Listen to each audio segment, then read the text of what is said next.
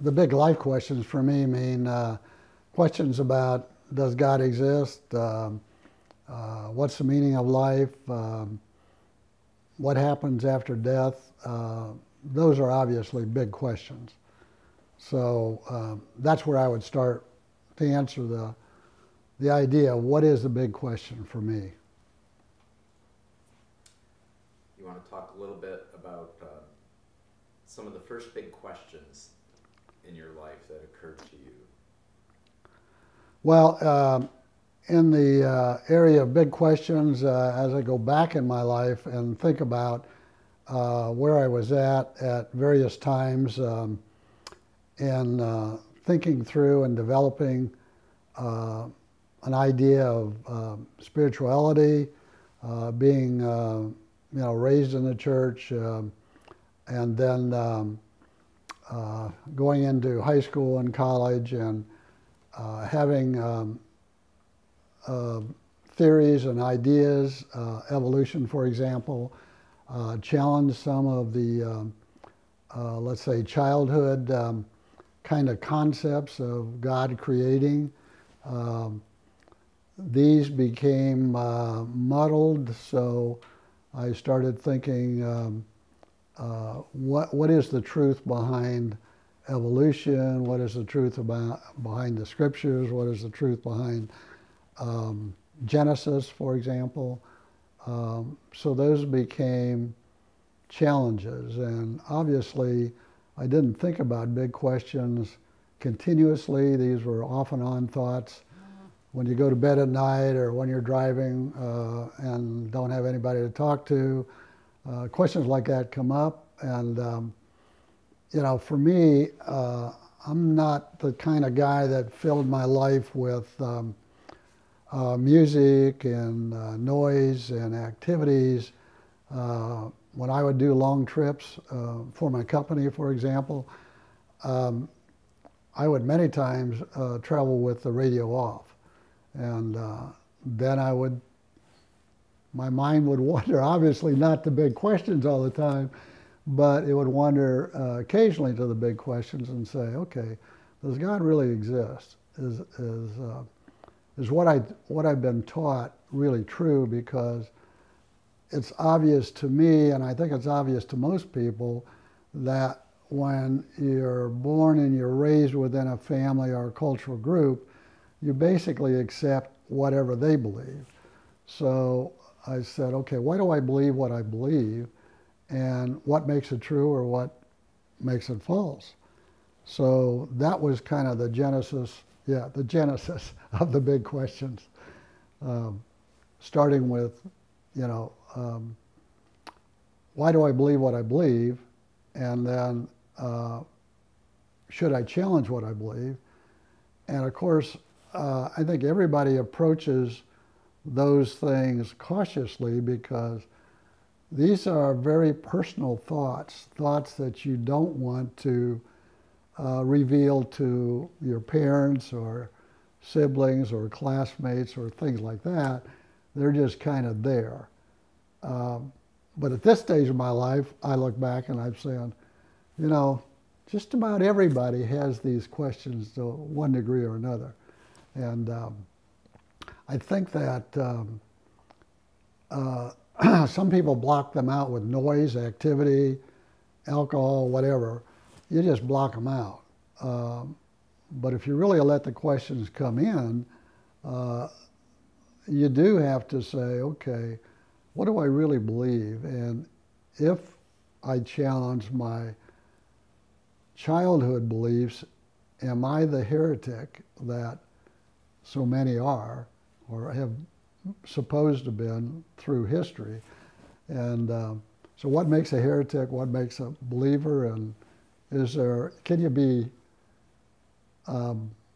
challenging dogma and still be a believer? And I then, I'm getting way ahead of the question, but I then come down to the question of, what is the essence of Christianity in this case, having thought through other religions, other possibilities?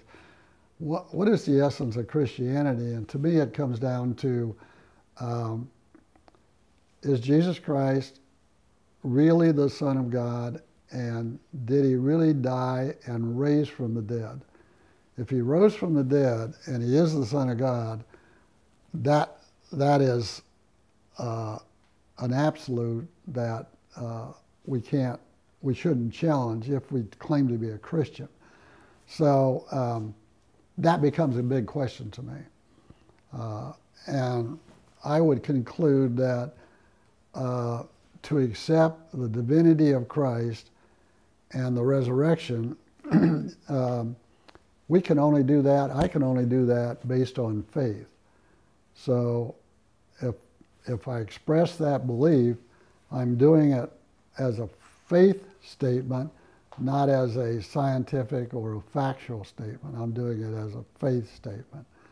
So to me, that becomes the essence of the big questions at this point in my life. Okay, hold. Go ahead. I'm just going to change a couple things. That went really well, though. You know, everybody's born into a family, into a culture that has a certain belief system to it, whether it's Christianity, whether it's some other religion, or whether it's atheism. Whatever family you're born into has a belief system. And that belief system, as a child growing up, I think everybody generally accepts whatever their parents or the authorities in their life, the teachers, express as being, let's call it the truth. So obviously I'm no different than anybody else. That's a situation I was born into. So as I matured or grew from a small child,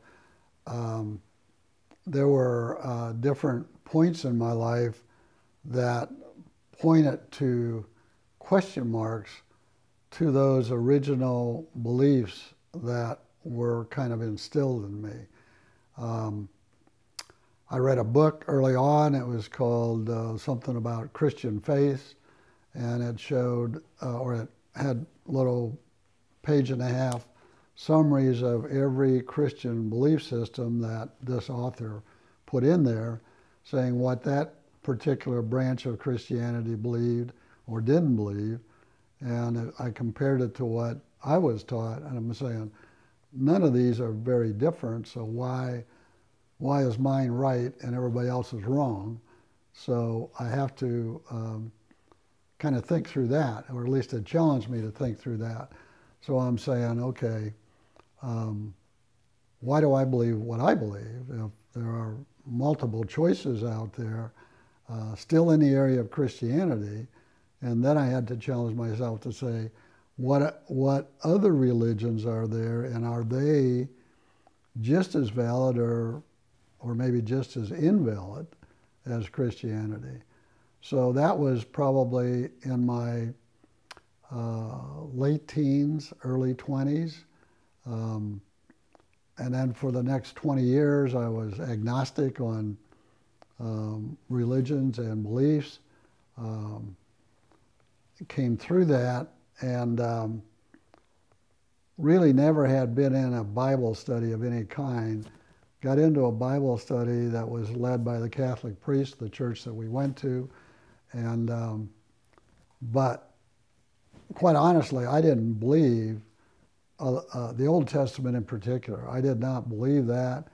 I thought it was probably an excellent interpretation of Jewish history, the religious aspects of Jewish history, but why did that have to be connected to the New Testament and the Son of God, so-called Jesus Christ?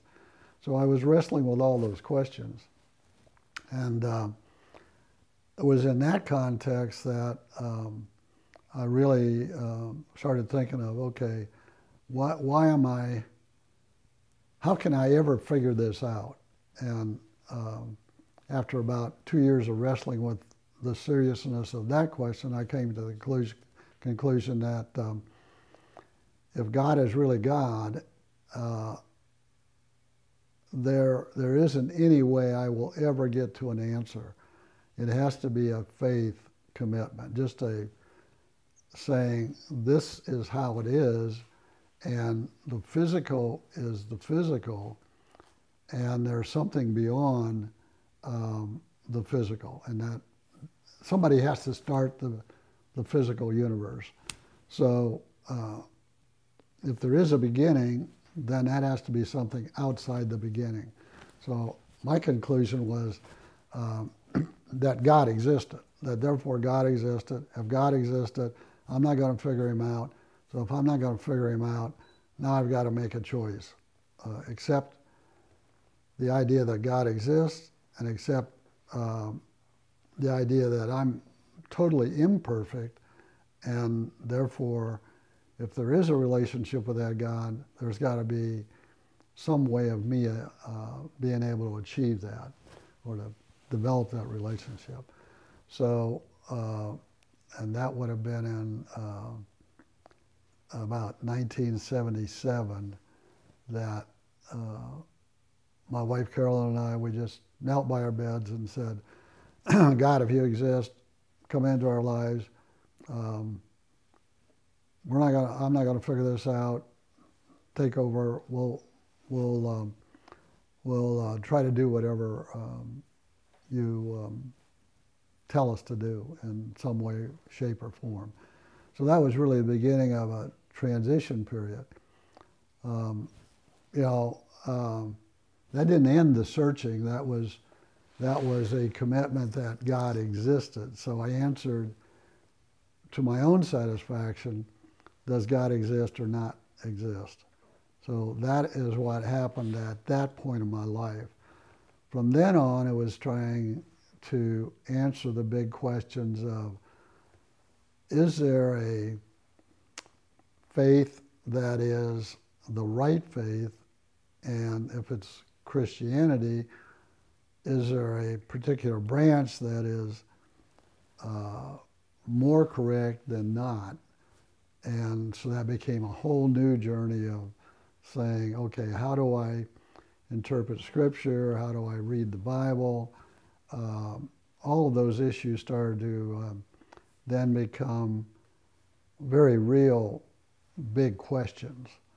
And I kind of walked through those maybe one at a time.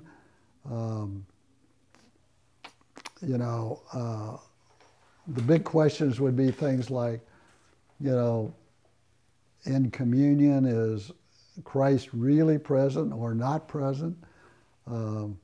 So I worked through that issue to my satisfaction. So the big questions just started to roll one after another after that.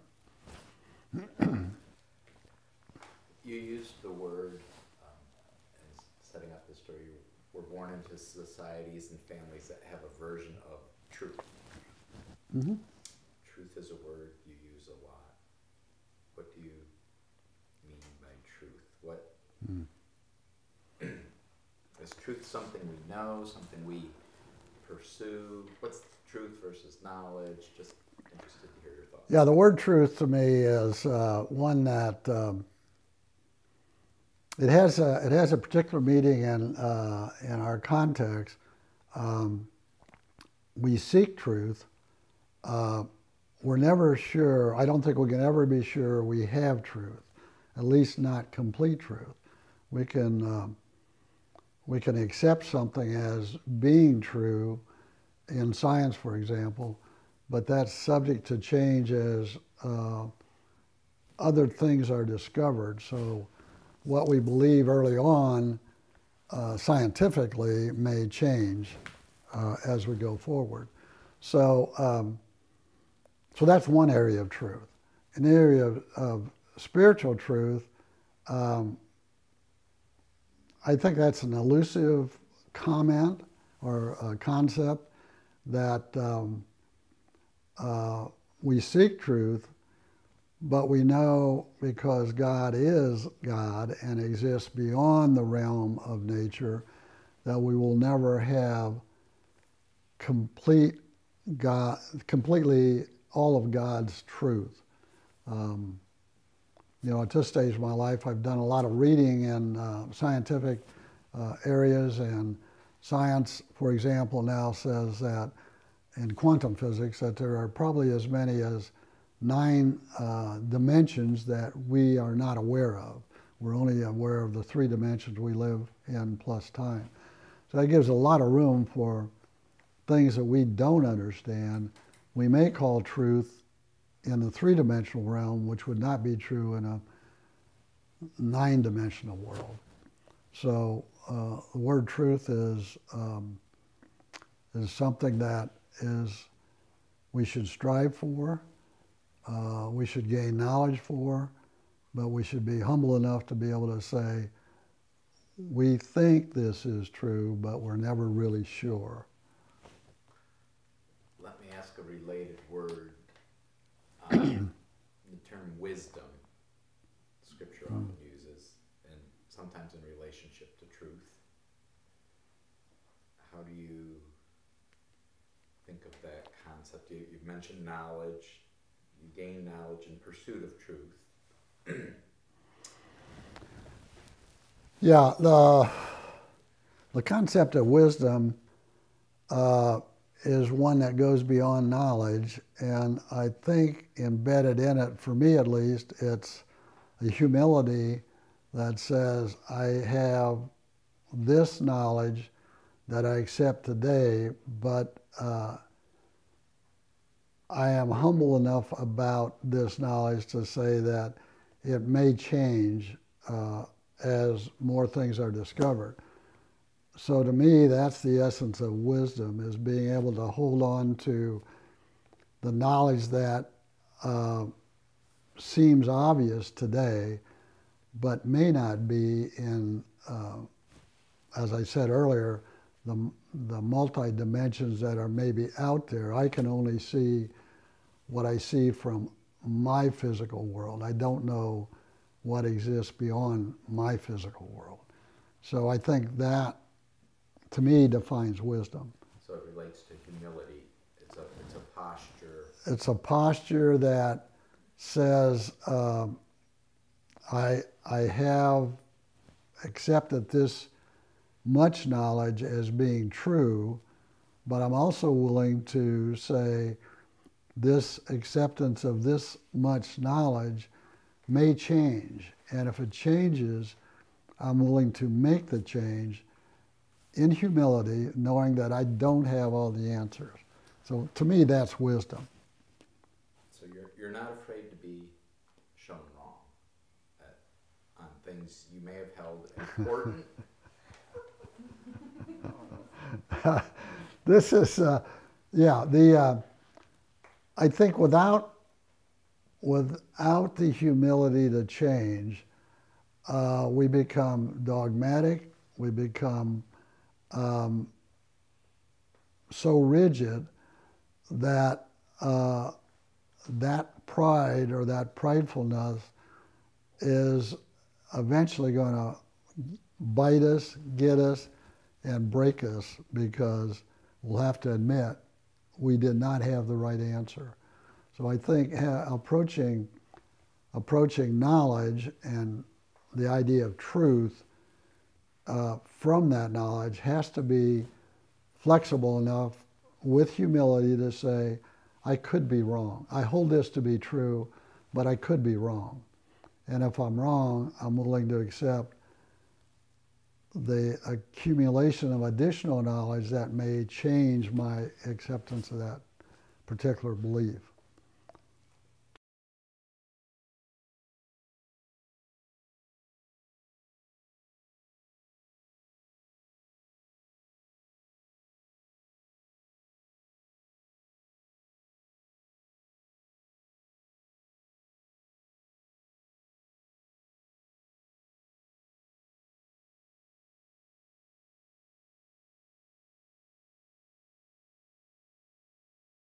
Yeah, an area of how to relate the idea of truth or my own belief systems to others, I would say with my children and grandchildren, I have to be sensitive enough and aware enough to say that I have to accept them where they're at in their own spiritual walk, and that as such be open to listening to what they believe and their hearts, and then trying to take that maybe to the next level of their own life questioning. There's one example of my one son. I was riding with him to a band concert thing, and he said that his son, Adam, had said, he questioned the idea of God and so forth. And so my son said, you just have to accept that by faith. We don't talk about that. And I think that's the wrong response. I think that we should be open to listening to the question and hearing the cry of the heart, if you will, of that person, and being able to say, okay, here, I understand where you're at, and this is not an answer for you necessarily, but this is what I did in that situation. And this is what these were my thoughts. So again, being humble enough to say that the question is a good question. I don't have all the answers, but this is where I'm at in my walk in that area.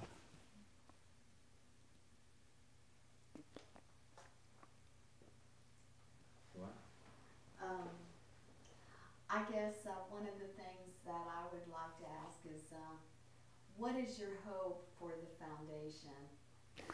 What do you hope to accomplish?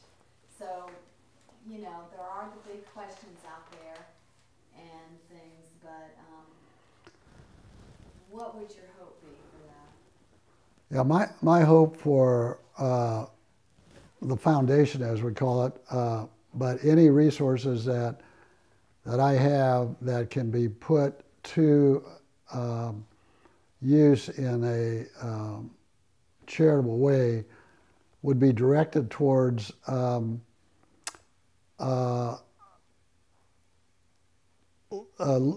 looking at the big questions that I think everybody has to some degree or another, and making it easier for young people, adults, whomever, to be able to ask the questions and get a thoughtful response from whoever the authority figure is, the parent, the teacher, the coach, the priest, the minister, or whatever, so that there would be a thoughtful response to the question, and if the question is taken seriously when asked.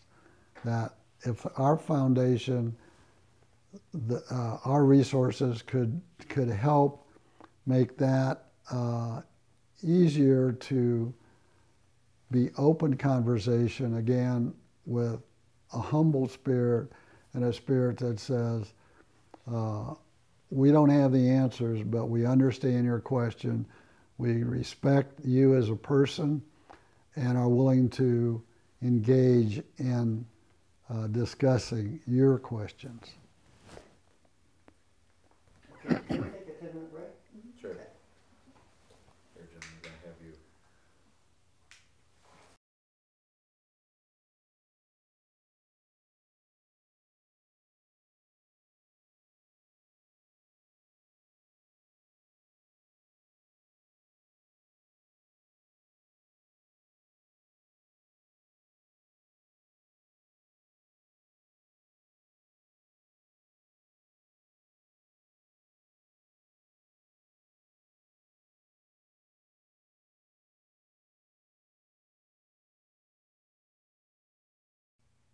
Yeah, when you use the word for sure, or the phrase for sure, I would say probably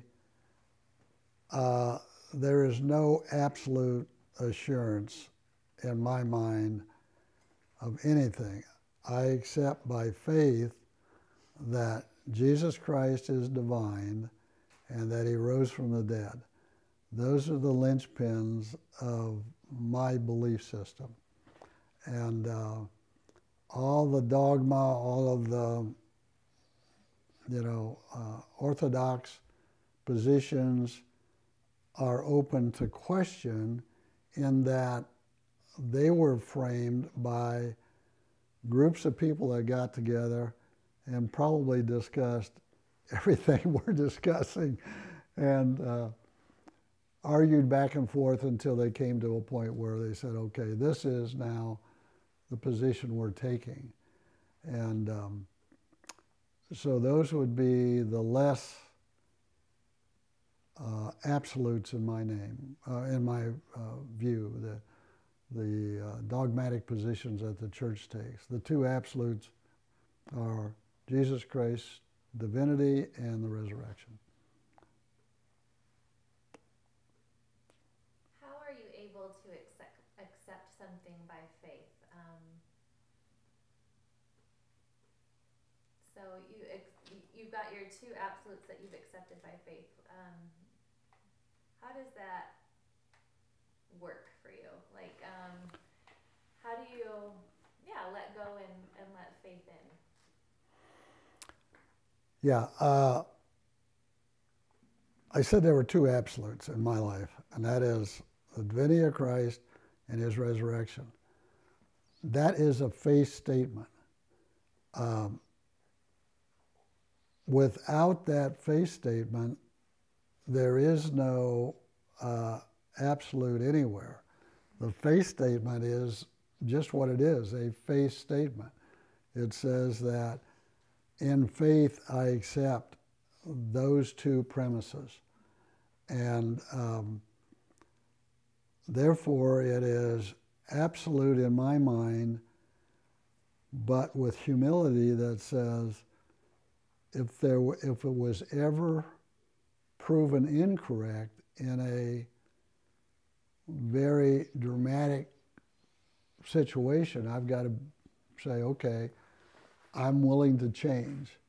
Now, that doesn't diminish my belief in these two premises. It says it is faith. It is faith only that by the way I accept these two premises. So that's the way I go at it. That's the way I will probably die believing it, that those two statements are absolutely true. And everything else kind of revolves around that. When I look at the history of the church, it is a history of confusion, persecution of one branch of Christianity over another. The world is the same way. It's the way humans are. So the church looks no different than the world in that respect. But the life of Jesus looks totally different. He's humble, he's open, he takes questions, he's willing to discuss the simple things of life to the very complex things. So there's a very openness to questions. There's a very humble approach to another individual that says, I hear you, I want to understand where you're at, and here's the wisdom that I project to you. Not saying you either accept this or you go to hell. It's a humble approach rather than a dogmatic approach. Have you found that your questions have increased over your lifetime, or have you been able to resolve? Yeah, over my lifetime, the big questions, if we want to call it big questions, started out with a simple one or two, and as those were resolved in my mind, at least to the degree I could say, okay, by faith I can believe this, or I'm not going to accept that as absolute.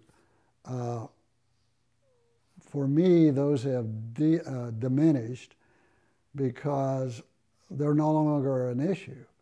I now am settled on two big questions as far as the church and the faith, and that is the divinity of Christ and the resurrection. Those are the absolutes. Everything else is secondary. So if they're secondary, they no longer bother me as big questions. So I don't have to debate the finer points, let's say, of this denominational belief or that denominational belief. The reason that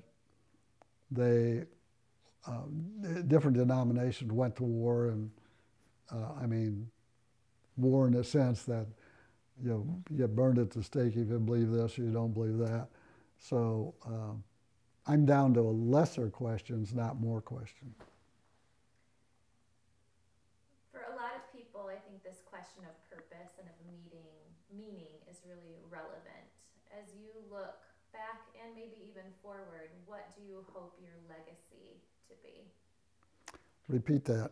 So I think for a lot of people, this idea of meaning is a really relevant question. Like, what is the purpose of my life, or what's the meaning been behind my life? And I think as you are in your later stages of life and you're looking both backwards and I think forward as to what you leave behind, I think that brings up questions of legacy. And so what do you hope your legacy will be? Yeah, the idea of meaning of life and how can my life have meaning? And to me, that's a very simple question in that, first of all, I've got to relate to those around me that I'm closest to. I've got to be humble about it. I've got to be supportive. I can't be dogmatic. I have to accept their mistakes as I know they accept my mistakes. And then that's kind of my immediate sphere. And as that radiates out to maybe my business, maybe people I associate with, I think those same principles apply, that it isn't that I disengage, it's that I engage with humility wherever I think that individual's at and wherever they think I'm at. I'm willing to talk, converse, be open about it, but not say, you've got to believe this or you got to believe that. I can't make their faith decisions. Only they can. And I have to accept whatever their faith decisions are without trying to beat them over the head with my ideas. Julie, do you want to ask your question? Yeah. Well, Dad, I'm trying to hear what you're saying and everything, but I also, want to be able to put it in real work out in the world. And so I guess my question for you is, can you name some projects that in your mind would really fit in the heart? Just, a project that's not in existence right now, just a fictional project that you think would hit dead center. Yeah, the projects that would probably be most satisfying to me would be a project that would create a situation where the current leaders, but future leaders also, of the church, and especially young people, would be that these leaders, these pastors, would be open enough to have a Christ-like, let's say, a willingness to engage in any questions that were asked. That there are no questions that are off limits. There are no questions that we can't talk about. I, as a pastor, for example, am willing to listen to your question. I can tell you what I believe and why I believe it, but it's not that I'm going to force my beliefs on you. The one example that I can think of within the last 6 or 7 years is when your mother and I went to Sanford and was introduced by Nabil Costa, who's a Middle Easterner, and he has been at Sanford many times.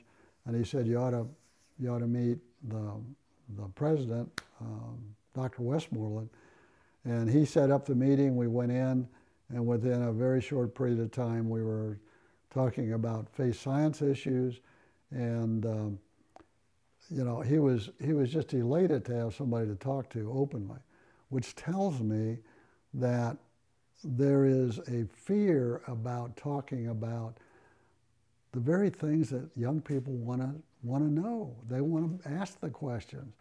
And here you have the president of a university saying, I can't open these questions. So Dr. Westmoreland and some of his staff came. We met. You know, we went up to Grand Rapids, visited with the Colossian Forum. The short of that whole story is that here, about 5, 6 years later, they have a whole course now in their curriculum on faith science issues, which to me is very, very gratifying. That's a very positive outcome, and it's needed in probably all Christian colleges and universities. Okay, well that sounds good. So really more on the leadership and, you know, that top level is really where you see at least now things should be focused on. Yeah, Or is the that just a particular project that, I mean, do you see dissemination down into, you know, the church body more, or programs that might affect that, and are you leaning more toward, you know, church and Christianity as far as where the projects land? I think that Christianity in general has serious problems in that the leadership. Start that again. That may have picked that up. Just start. I'm sure it did. You want to make sure the trial information for the heresy trial is. No, he got his stomach growling, I think. So go ahead, just start the answer. Okay. Yeah, as far as church leadership, I think if we could accomplish anything, it's to open up church leadership to be willing to recognize the existence of these questions and the willingness to engage a serious conversation on whatever subject it is. That rather than being just strictly dogmatic on a particular level, that there's a willingness to say, okay, let's talk about this question or this issue. And when you look back across the centuries, we can see that these questions were always there. These big questions, which were big questions for that time in history, were resolved with conflict, with persecution, with excommunication from the church, very violent trying to settle the issues, which I think is totally against what Christ would do. So if we can help open up conversations at the high levels of church leadership and then project it down through seminaries, Christian colleges, that would be an extremely gratifying result.